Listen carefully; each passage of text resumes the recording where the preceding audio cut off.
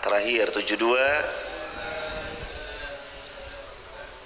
Wallahu ja'ala lakum min anfusikum azwaja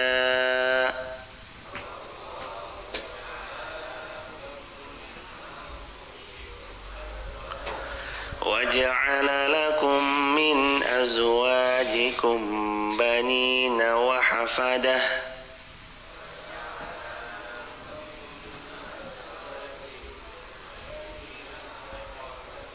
وَرَزَقَكُم مِّنَ الطَّيِّبَاتِ. Terakhir, أَفَبِالْبَاطِلِ يُؤْمِنُونَ وَبِنِعْمَةِ اللَّهِ هُمْ يَكْفُرُونَ.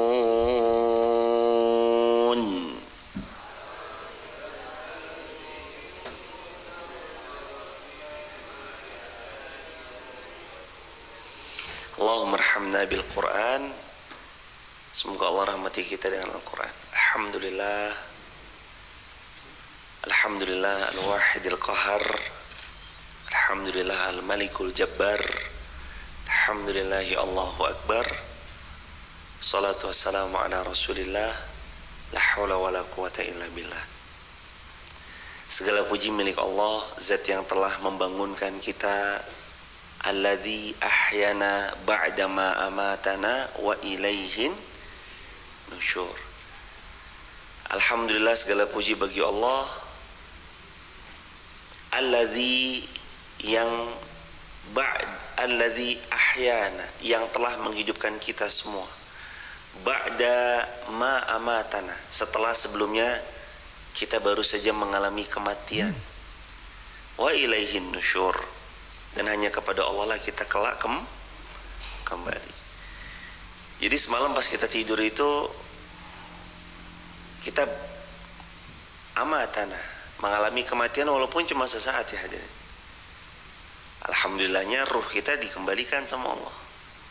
Coba kalau nggak dikembaliin, kita udah pulang jamaah dengan perbekalan, dengan persiapan yang belum tahu seperti apa, tapi ketika pagi ini kita merasakan kehidupan lagi, kita merasakan bisa menikmati dunia lagi, bisa ngaji lagi, bisa baca Quran lagi. Insya Allah mudah-mudahan itu indikasi Allah masih mengizinkan kita untuk menambah pundi-pundi amal soleh kita, yang nanti mudah-mudahan kitanya istiqomah sampai husnul khatimah. Minta husnul khatimah itu juga bagian dari jadi yang lebih baik. Jadi minta husnul khatimah itu bagian dari jadi hamba yang lebih baik. Karena kan selama ini mungkin kita minta rumah, kendaraan, yang belum punya keturunan minta supaya segera diberi keturunan, minta bentuknya sifatnya dunia semata. Namun kita lupa bahwa rezeki tertinggi itu adalah dikaruniai istiqomah. Dan rezeki tertinggi itu nanti kita wafatnya husnul khatimah. Itu rezeki tertinggi. Mudah-mudahan kita dapatkan rezeki tertinggi, bisa istiqomah hingga nantinya kita berpulang husnul khatimah. Salawat bertangkaikan salam untuk baginda Rasulullah Muhammad sallallahu alaihi wasallam. Allahumma shalli wa sallim wa zid alaihi wa karim wa barik alaihi. Dan dengan taufik dari Allah, insyaallah kita mau bahas Quran surah An-Nahl ayat 65 ya hadirin. Hadirin silakan dibuka pelan-pelan. Wallahu anzala minas sama ma'an. Sesungguhnya dan dialah Allah yang telah menurunkan, anzala minas sama, dari langit, ma'an, air, fa ahya bihil arda, yang dengan air tersebut Allah Subhanahu wa taala menghidupkan bumi, menjadi hiduplah bumi sebab perkara air yang Allah turunkan, ba'da mautiha, setelah sebelumnya mati.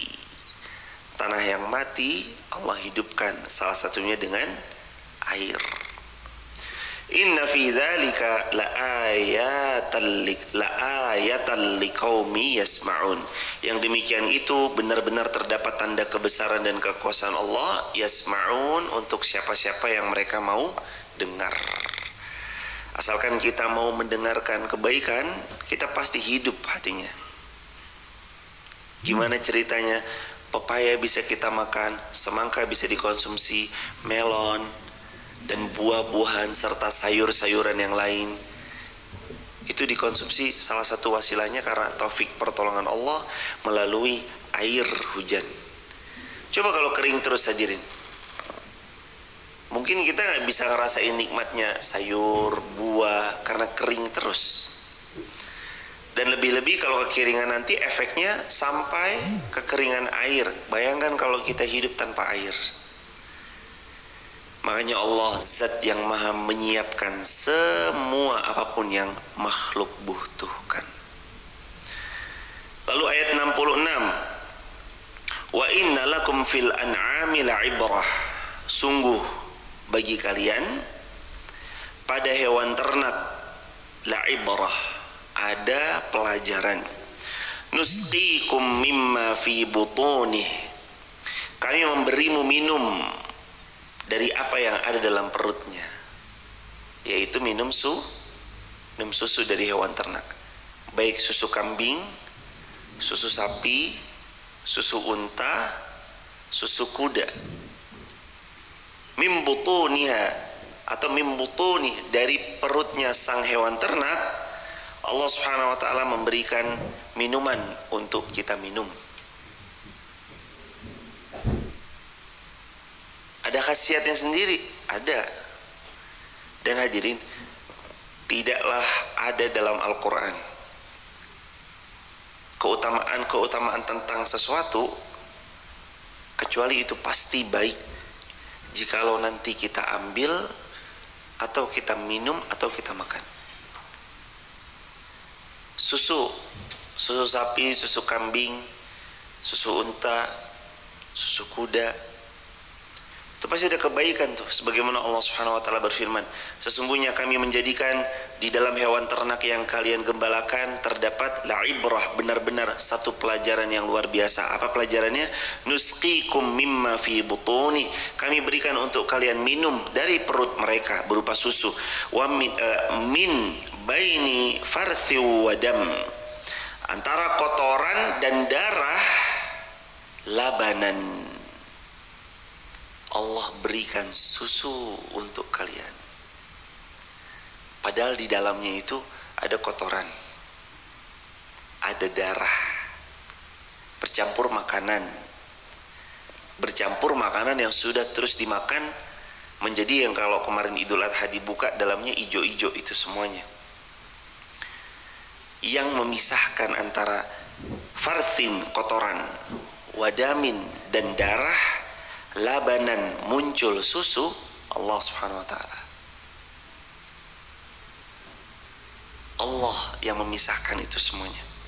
Khalisan. Susu itu murni, tanpa tercampur sedikit pun dengan, mohon maaf, kotoran, darah ataupun yang lain. Belum pernah kan kita ketahui ketika seseorang memerah susu sapi lalu dia keluar bersama kotoran yang tercampur dari susu itu. Nggak pernah. Allah yang misahin. Susu khalisan, yang murni. Murni susu, nggak tercampur dengan apapun. Sa'ighal lisyaribin, yang mudah diminum, lisyaribin, bagi sesiapa yang meminumnya. Allahu Akbar. Ini tanda kekuasaan dan kebesaran Allah. Di kambing ada, di sapi ada, di kuda ada, di unta ada. Belum nanti kita bahas tentang kuda. Bagaimana kuda itu bisa lari dengan sebegitu kencangnya saat dipacu. Belum lagi kita bilang unta. Gimana unta itu bisa sekali teguk puluhan liter bisa masuk ke dalam perutnya dan dia bisa nyetop. Dia bisa nggak minum untuk jangka waktu beberapa hari ke depan. karena udah nyetok duluan. Gimana ceritanya Din? Sekalipun kita kalau mau nyetok minum, kita minum misalnya nih, langsung sekali minum 5 liter. Bisa nggak nyetok untuk seminggu ke depan atau sepekan ke depan? Nggak bisa, jadi tetap minum lagi.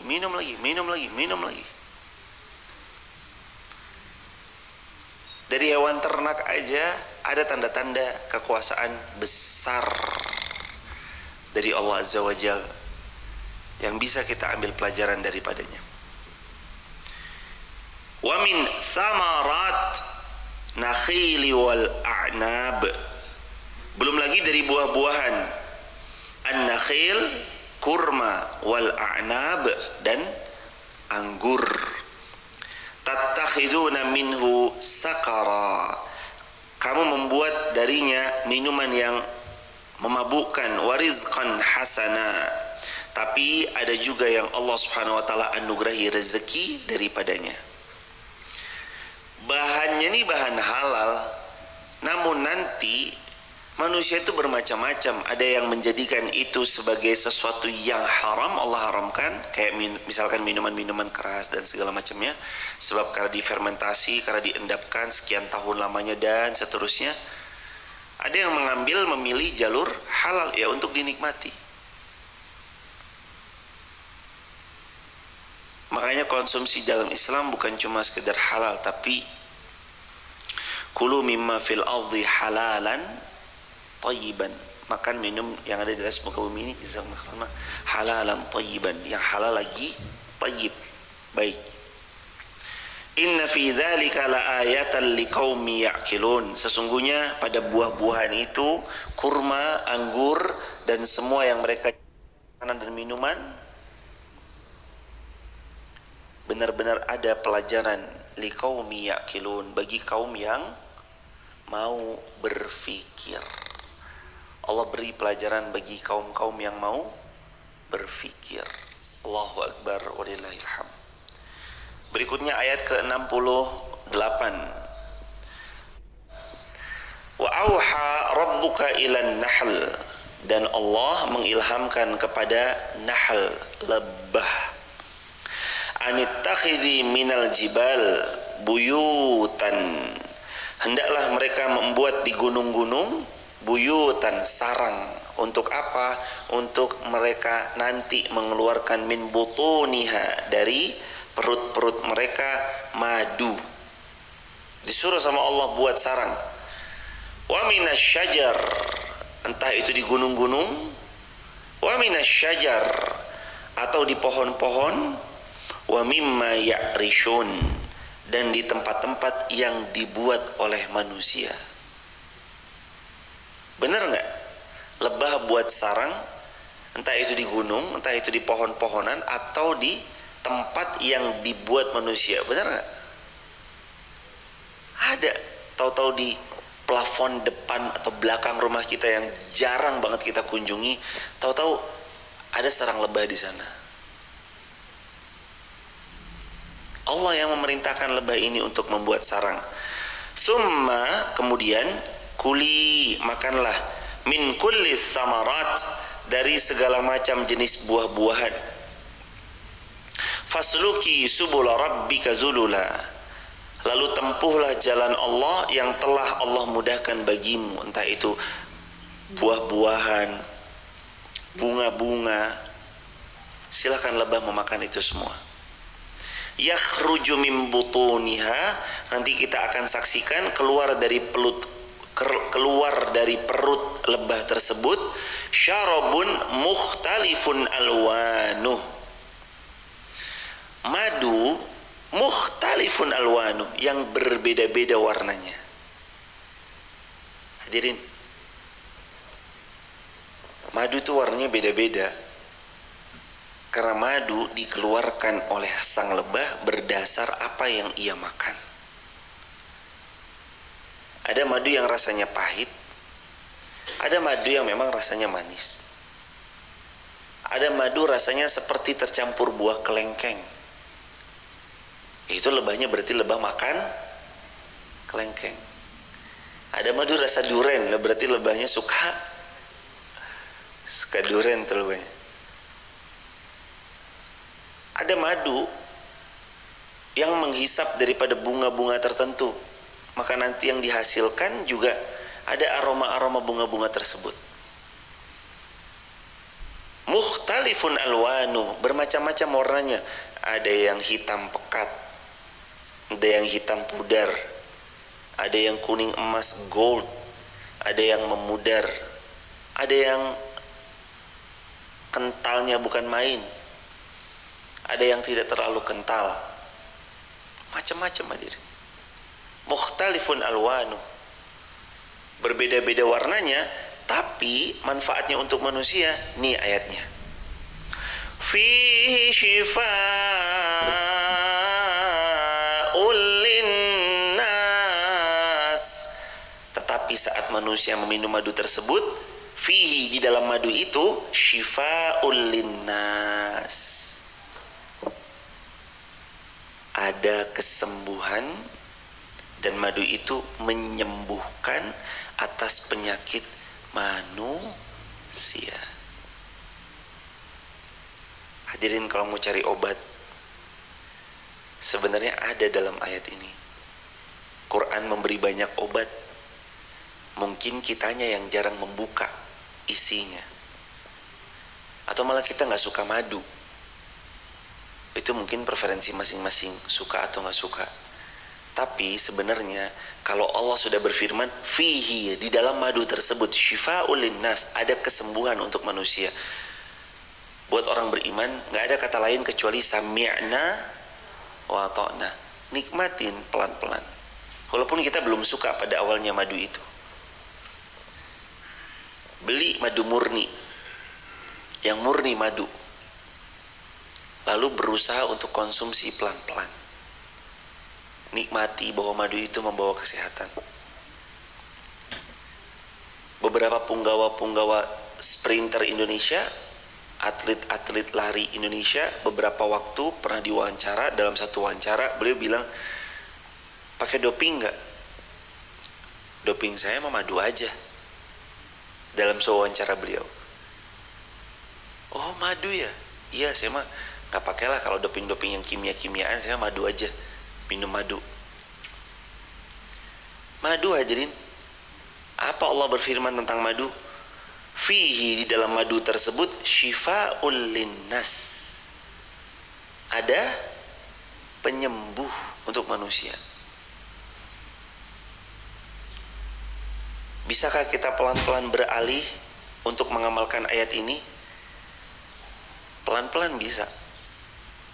Dan selama ini hadirin, pas kita lagi meminum, mungkin kita hanya sekedar minum. Tapi sebenarnya kalau kita meminum, mengkonsumsi madu, sembari kita meyakini ayat yang Allah firmankan, surah 16 An-Nahl ayat 69, bahwa madu ini adalah madu ini adalah wasilah kesembuhan dari Allah Subhanahu wa taala, yang sumbernya adalah Allah, madu ini wasilahnya, sebagaimana Allah berfirman, nanti kesembuhan deh yang dia rasa, yang beliau rasa kesembuhan. Sambil kita yakini, sambil kita baik sangka, sambil kita terus minta sama Allah Azza wa Jalla, bismillah ya Allah, berikan madu ini kesembuhan, berikan kepada kami kesembuhan, wasilahnya madu ini. Sambil diminum pelan-pelan, bismillah, klek klek klek klek. Berkah dari madu ini hadirin. Madu nih. Mulai hari ini amalkan ayat ini, stok madu di rumah. Madu asli ya hadirin. Kalau bisa madu asli, stok aja. Berapapun silakan. Mau yang 250 mil, mau yang 500 mil, atau 1 liter, semampu kita. Sembari nanti kita niatkan, ya Allah, ini untuk kesembuhan saya, untuk kesehatan saya. Minum madu hadirin. Allah Subhanahu wa taala yang berfirman. Lalu pertanyaan berikutnya, kalau Allah sudah berfirman, mungkinkah Allah berbohong? Enggak mungkin. Dzalikal kitabu la raiba fih. Quran ini isinya la raiba fih, tidak ada keraguan, enggak ada yang ragu. yakhruju min butuniha syarabun mukhtalifun alwanuh. Nanti keluar dari perutnya lebah madu yang bisa kalian minum, mukhtalifun alwanuh, macam-macam warnanya. Syifa'ul linnas. Madu itu nanti penyembuh untuk kalian. Yang kita kurang fresh jadi fresh.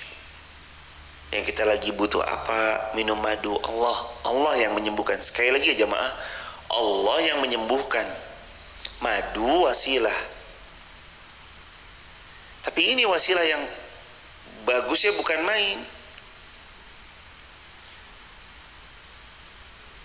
Mereka menyusun, para lebah menyusun, para lebah menata, para lebah itu mendirikan sesuatu sarang yang mereka bertempat di sana dari sel-sel yang berbentuk segi 6 tanpa pernah ada bagian yang salah dari sarang itu. Kita sih yang kadang melihat sarang, sarang lebah, langsung takut jemaah. Takut diantup lah, takut apalah. Padahal kalau kita mau lihat, Maha Suci Allah, Maha Besar dengan segala keagungannya. Itu sarang bisa seindah itu. Kadang ada yang bulat, kadang ada yang bentuknya seperti apa. Dan masing-masing kotaknya itu segi 6. Siapa yang ngajarin lebah itu buat segi 6 hadirin? Siapa yang ngajarin mereka? Semua komposisinya pas, nggak ada yang lubangnya lebih besar atau lebih kecil, lubangnya pas banget. Kemudian Allah mengizinkan lebah tersebut dengan izinnya memakan dari tiap-tiap macam buah-buahan dan bunga-bungaan, serta mereka menempuh berbagai jalan yang Allah izinkan dan Allah mudahkan bagi mereka. Mereka dapat sesukanya terbang menempuh jarak yang sangat jauh. Mereka melintasi dataran yang luas, lembah-lembah maupun pegunungan, dan mereka kembali kepada sarang mereka masing-masing tanpa tersesat. Allah.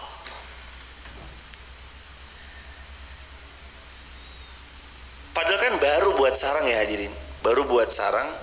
Mereka harus pergi ke bunga-bunga, ke buah-buah. Kadang jalannya jauh, tapi mereka bisa kembali ke rumahnya tanpa tersesat. Allahu Akbar. Siapa yang membuat mereka ingat cuma? Siapa yang membuat mereka itu punya memori kuat? Ini sarangku yang ini. Padahal kan sarangnya lebah kan banyak kan? Antara satu pohon dengan pohon yang lain, dan mereka nggak salah. Kekuasaan Allah Azza wa Jalla. Dan mereka akan kembali ke sarang mereka masing-masing tanpa tersesat. Mereka kembali kepada sarangnya, dia menyimpan embrio atau larva atau telur atau bakal anak lebah, dan dari situlah Allah berikan kepada manusia madu. Ia membangun sarang dengan sesuatu yang mengandung lilin yang dibawa oleh sayapnya.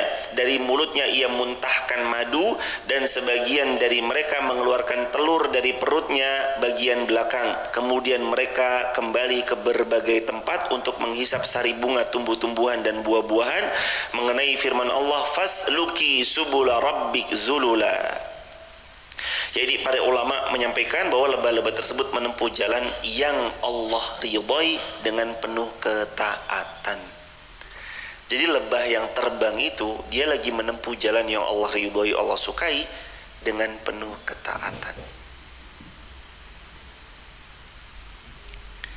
Dia menghisap penuh ketaatan. Dia mencari bunga penuh ketaatan. Mencari buah penuh ketaatan. Inilah An-Nahl ayat 69. Belum lagi nanti hasil dari madunya syifa'ul linnas, menjadi penyembuh, wasilah kesembuhan untuk semua penyakit manusia. Maka hadirin, apapun sakit yang lagi kita rasa, mari kita coba amalkan ayat ini. Minum madu. Apa sakitnya? Vertigo, coba minum madu pelan-pelan. Demam, coba konsumsi madu. Stamina, coba konsumsi madu. Lagi ada penyakit apa, Coba konsumsi madu pelan-pelan. Syifa'ul linnas, madu ini adalah salah satu wasilah kesembuhan untuk manusia. Inna fi dzalika laayatan liqaumin yatafakkarun. Sesungguhnya bahkan dari madu tersebut terdapat tanda-tanda kebesaran Allah bagi mereka yang mau berpikir. Hadirin jamaah yang dirahmati Allah, macam-macam warna madu. Ada yang putih, kuning, ada yang merah, dan warna-warna indah lainnya sebagaimana yang Allah firmankan di ayat yang tadi.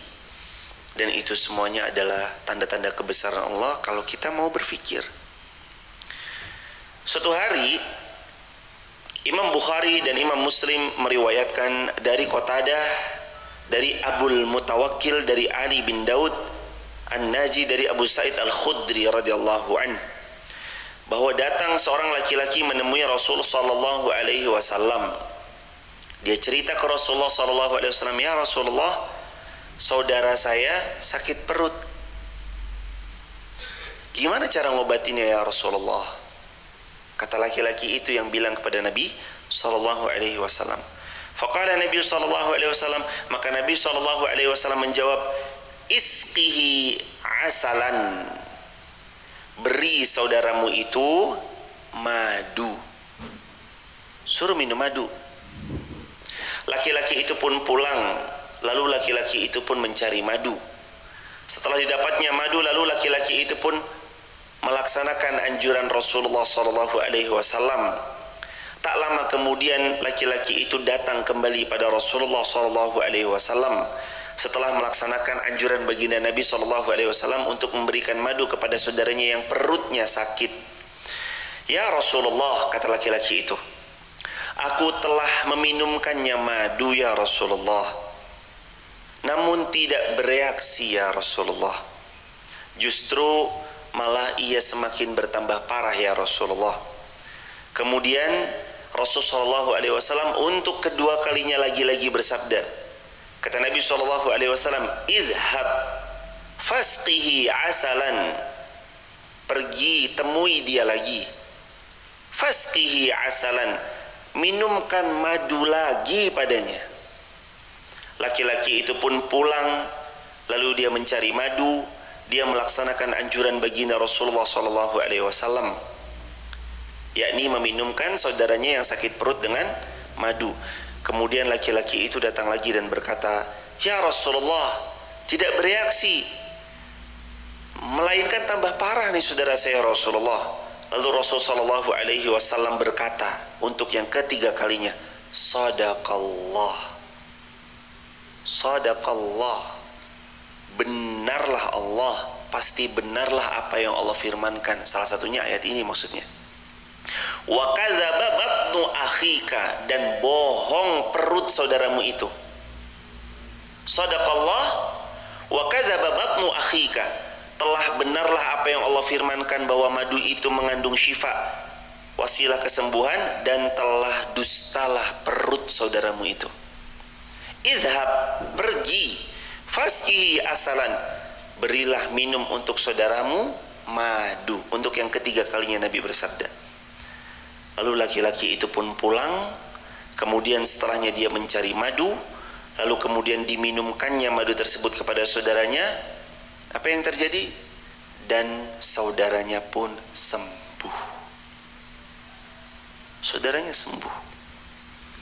Ini hadis diriwayatkan oleh Imam Bukhari nomor hadis 5716, Imam Muslim nomor hadis 2217. Jadi kalau ada seseorang minum madu kok tambah parah, yang bohong madunya atau yang bohong perut kitanya?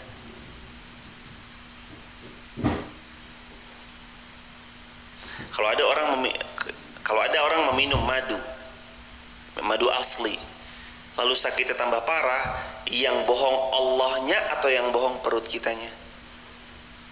Perut kitanya, kalau kata Nabi SAW. Sadaqallah, telah benar firman Allah, wa kadzaba batni akhika, dan telah berdustalah perut saudaramu itu. Artinya firman Allah tuh nggak mungkin keliru ya hadirin. Kalau Allah berfirman di madu ada keberkahan, di madu ada kesembuhan, di madu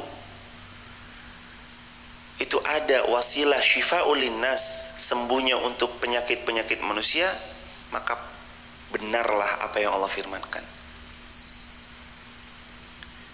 2015 kami ngerasain atas taufik dari Allah setelah 2 tahun menikah belum punya keturunan. 2017 putri pertama kami lahir, itu kami ngerasain betul wasilah berkahnya madu jemaah. Ini juga kami sarankan, atau kami mungkin sambil bagi sharing kepada teman-teman yang lagi nonton di TikTok, YouTube, Instagram, atau ada yang hadir di sini udah lama menikah belum dianugerahi keturunan, minum madu. Kami menikah 2015, semester 5, lagi kuliah, liburan kuliah, kami menikah. Satu angkatan, tapi beda kampus. Tidak ada rencana untuk menunda.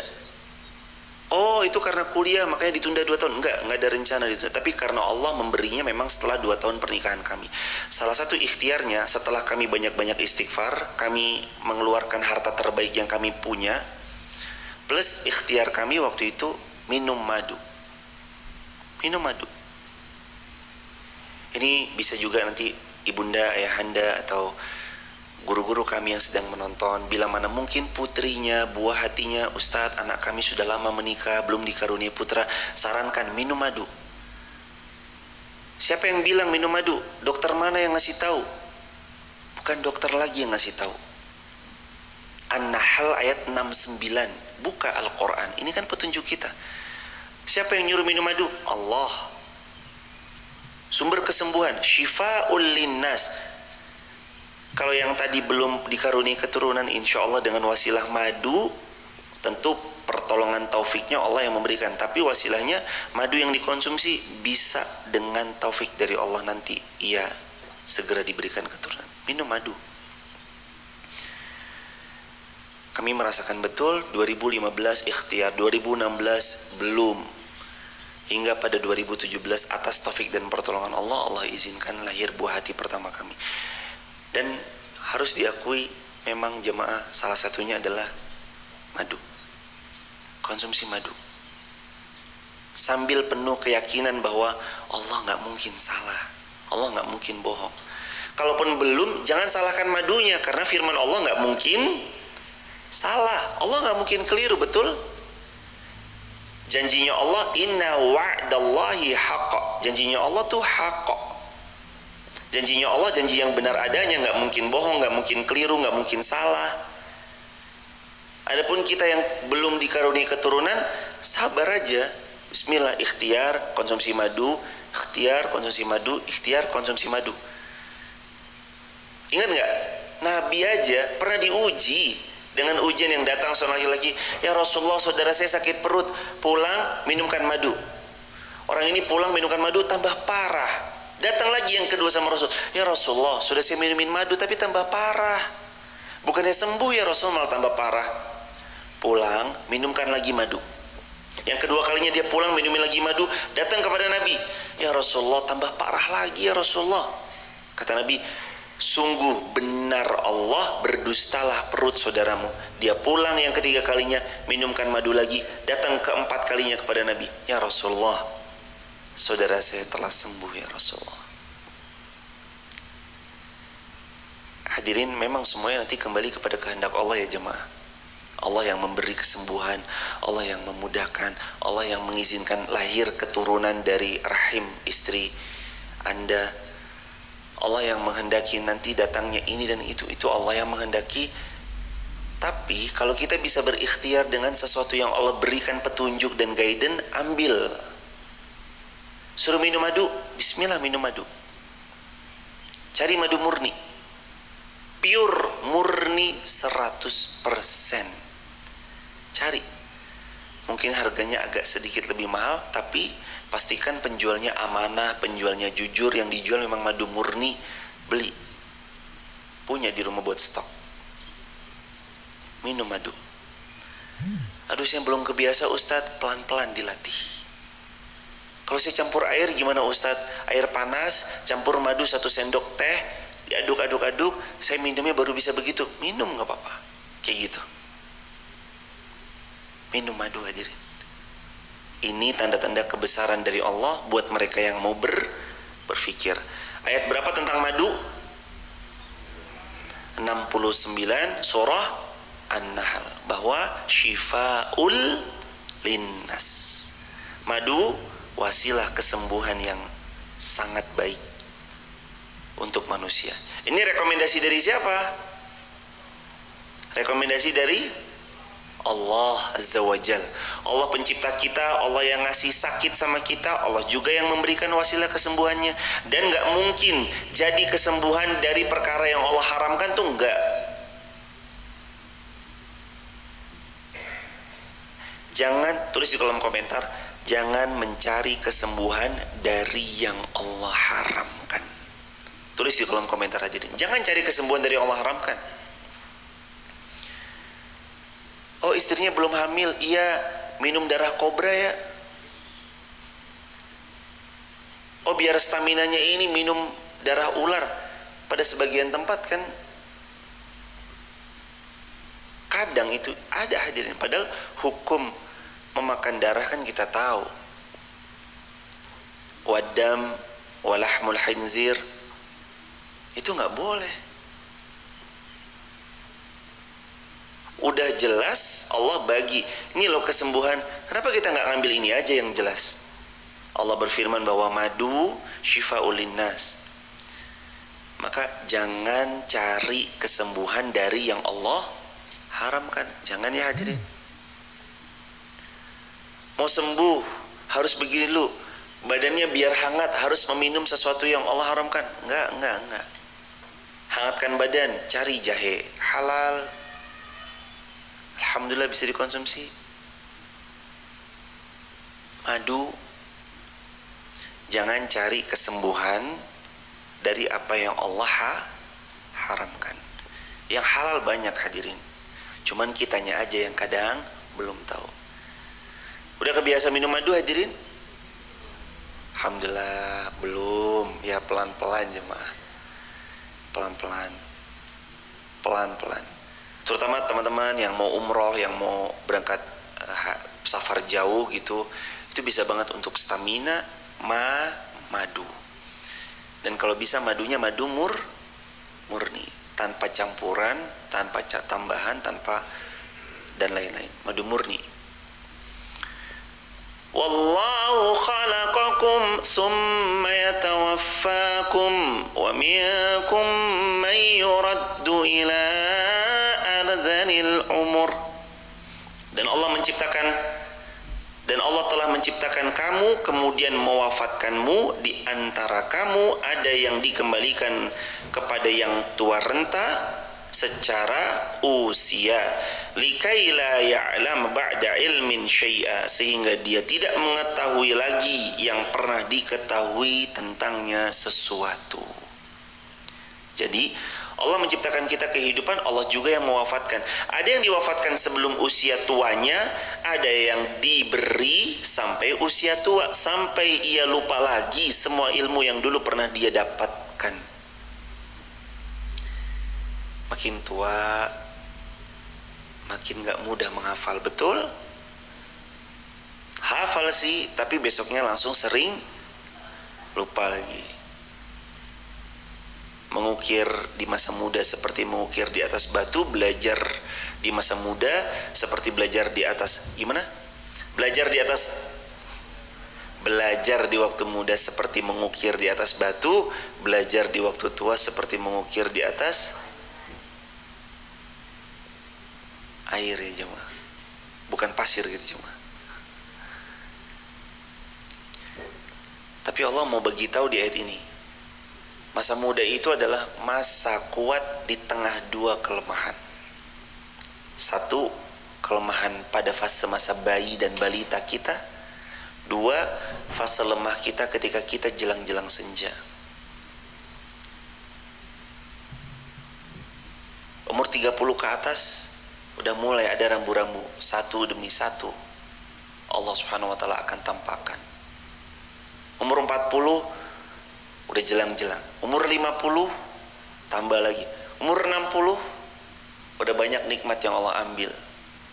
Gigi yang mulai tanggal, rambut yang memutih, tulang yang merapuh, ingatan yang gak sekuat dulu, makanan yang banyak pantangan-pantangan. Makan bakwan mikir berapa kalorinya ya ini. Dulu kita makan bakwan los, lep lep lep lep lep. Makan tempe kemul mikir tempe kemul banyak minyaknya ini. Masa muda nggak terulang dua kali hadirin. Kalau Allah wafatkan kita di masa muda, kita nggak melewati fase-fase tua. Lah kalau Allah sampaikan umur kita umur yang senja, apa yang terjadi? Allah berfirman dalam ayat ini, likai la ya'lama ba'da ilmi syai'a. Nanti pada saat usiamu tua, kamu akan mendapati tidak lagi kamu mengingat min ilmin dari sebuah ilmu atau ilmu syai'a sedikit pun yang dulu kamu benar-benar tahu ilmu itu, tapi waktu tua lupa semuanya. Hadirin ngerasa nggak? Ada hafalan Quran yang dulu zaman-zaman SD, zaman-zaman waktu ngaji di langgar, surau-surau, kita tuh hafal ayat itu. Kayak misalkan lillahi ma fis samawati wa ma fil ard wa in tubdu ma fi anfusikum aw tufuhu yuhasibukum bihillah. 3 ayat terakhir surah Al-Baqarah. Kalau sekarang suruh ngulang, hafal nggak? Waduh. Dulu hafal Quran surah Yasin. Sekarang kalau diulang sendirian, hafal nggak? Banyak lupanya. Itu Allah bagi tahu. Makin senja melemah. Bahkan benar kata sebagian para ulama, semakin senja usia manusia dia kembali pada masa lemahnya, seperti bayi.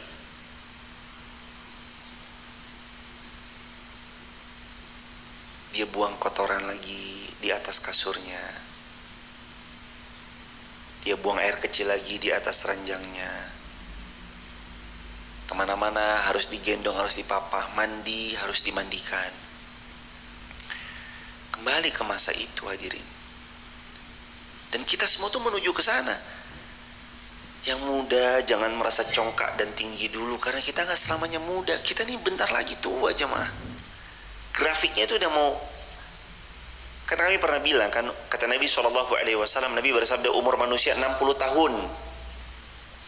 Dari 60 tahun grafiknya terbagi menjadi 2 begini. Umur 0 sampai 30 set menuju puncak. 31 ya tetap di puncak, tapi OTW going down, turun. Puncak-puncaknya itu 30, 31, 32, 33, 34, iya 35, 36, makin turun, makin turun, makin turun. Makin banyak yang berkurang dari nikmat Allah. Lari udah gak sekuat dulu, makan udah mulai banyak pantangan, konsumsi minuman juga udah nggak bisa macam-macam. Dulu kita pesen kopi, cappuccino, kapal latte, frappuccino, berkescino, yang ada cino-cinonya lah pokoknya, minum. Sekarang minum apa bu? Air putih. Teh manis atau teh tawar?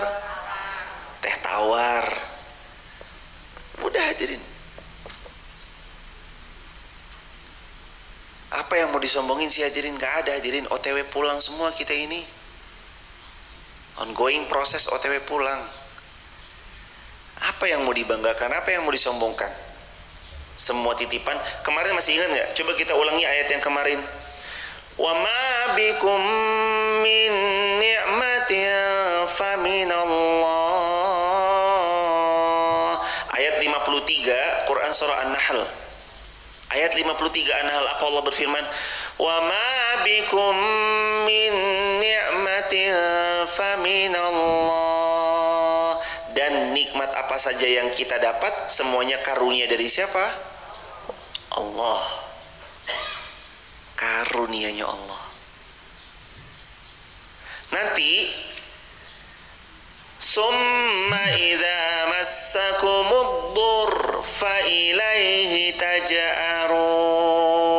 Nanti kalau kita dapat kesusahan, kepada siapa kita minta tolong? Kepada Allah. Quran surah An-Nahl ayat 53. Diingat baik-baik.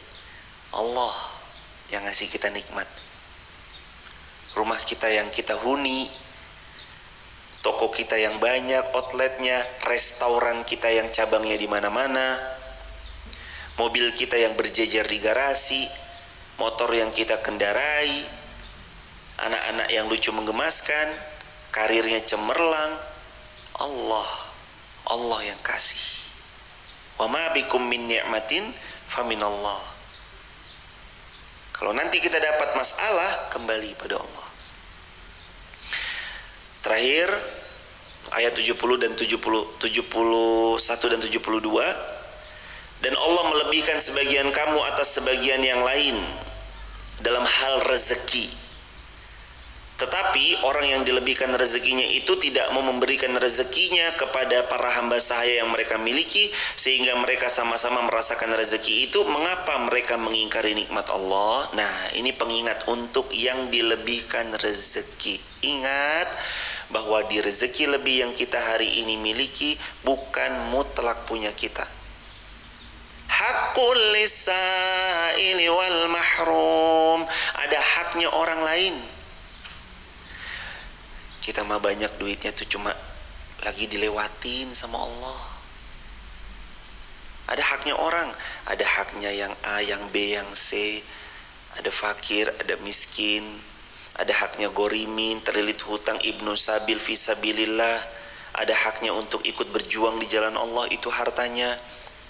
Ada untuk hak-hak yang lain, memerdekakan budak, untuk para mu'allaf. Diingat hadirin bahwa itu bukan milik kita sepenuhnya, tapi ada hak-hak yang lain di sana. Tunaikan. Zakat itu tidak mengurangi harta, tapi membersihkan harta kita. Itu zakat. Dia nggak ngurangin harta, tapi dia bersihin harta. Jadi kalau harta kita mau bersih, zakat, infak, sedekah, tiap hari dikeluarin boleh nggak? Malah makin bagus. Terutama di waktu subuh. Bagus banget sedekah di waktu subuh. Lazimi, dawamkan, amalkan. Saya nggak bawa uang cash, QRIS. Betapa mudahnya hari ini kita dimudahkan sama teknologi. Terakhir 72. Dan Allah menjadikan bagimu pasangan suami atau istri dari jenis kamu sendiri, dan menjadikan untukmu anak-anak dan cucu bagimu dari pasanganmu, serta memberimu rezeki yang baik. Mengapa mereka beriman kepada yang batil dan mengingkari nikmat yang Allah beri pada mereka? Nah, yang ngasih keturunan tuh Allah, yang ngasih anak Allah, yang ngasih cucu Allah. Allah tahu yang terbaik. Kalau toh pun sampai hari ini kita menikah lama belum dikaruniai putra, yakin Allah pasti tahu, dan Allah pasti memberi yang terbaik untuk kita hambanya. Sabar, bersabar dengan sabar yang baik. Insya Allah Allah akan beri di waktu terbaik. Insya Allah. Barakallahu fikum. Besok kita lanjut ayat yang ke-73 Quran surah An-Nahl. Insyaallah biidznillah, kalau masih diberi umur yang berkah. Jamaah yang dirahmati Allah, terima kasih banyak sudah meluangkan waktu di Masjid Muhammad Al-Fatih. Ada yang datang dari jauh. Dari mana, Mas? Dari Brokol. Mas dari Banjar, Masya Allah, tabarakallah. Ada lagi yang dari luar kota? Makasih jamaah udah meluangkan waktu. Semoga setiap putaran roda Allah gugurkan semua dosa-dosa kita, Allah tinggikan derajat mulia kita, dan Allah berikan surga firdaus tanpa hisab untuk kita semuanya. Dan hadirin, sedikit info, insya Allah terbuka peluang jariah dan kesempatan jariah untuk kita bersama memfasilitasi sajadah Masjid Muhammad Al-Fatih. Kalau ada jamaah yang mau berpartisipasi untuk sajadah masjid, hadirin sangat bisa ya, langsung saja ke rekening Bank Muamalat 50900180044 50900180044 atas nama Masjid Muhammad Al-Fatih untuk sejadahnya. Dan konfirmasinya hadirin bisa langsung ke admin masjid, maaf, 085174456070. 085174456070, atau nanti QRIS-nya tersedia di kolom poster yang ada di bawah ini. Begitu hadirin. Barakallahu fikum. Kita akhiri dengan hamdalah bersama-sama. Alhamdulillahirabbil alamin. Kafaratul majlis. Subhanakallahumma bihamdik asyhadu an la ilaha illa ant nastaghfiruka wa natubu ilaih. Salam keluarga di rumah. Jangan lupa tetap baik sangka sama Allah. Allah pasti hadirkan yang terbaik dalam hidup kita. Dan kalau memang ada rezeki lebih, beli madu. Kalau ada rezeki lebih ya jemaah, beli madu, konsumsi madu. Semoga Allah berkahi hidup kita lantaran kita menjalankan apa yang Allah firmankan. Ayat berapa tadi tentang madu? 69 surah An-Nahl. Barakallahu fikum. Nih habis ini tukang madu di Wonosobo laris semua nih. Masya Allah. Biarin, biar jadi barokah juga. Kita tutup dengan doa sapu jagat atau doa Al-Baqarah 201. Rabbana atina fid dunya hasanah wa fil akhirati hasanah wa qina adzabannar walhamdulillahi rabbil alamin. Barakallahu fikum. Assalamualaikum warahmatullahi wabarakatuh.